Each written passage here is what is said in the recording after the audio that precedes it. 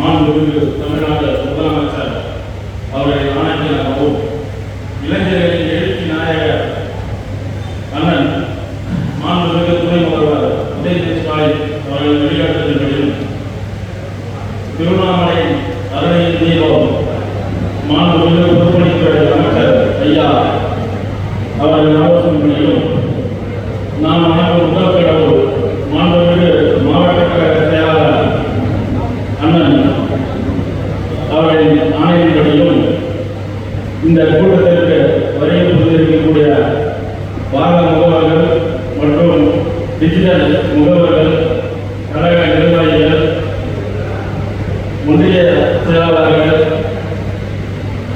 மாவட்ட தகவல் தொழில்நுட்ப அணி மாவட்ட அமைப்பாளர் தலைவர் பிரகாஷ் அவர்கள், மாவட்ட துணை அமைப்பாளர் டி கார்த்திகேயன் அவர்கள் அனைவரும் வரவேற்று இந்த கூட்டம் எதுக்கு நடைபெறுகிறது என்றால், ஒவ்வொரு வீடாக சென்று ஓரிடையில் தமிழ்நாடு உறுப்பினரை சேர்க்க வேண்டும்.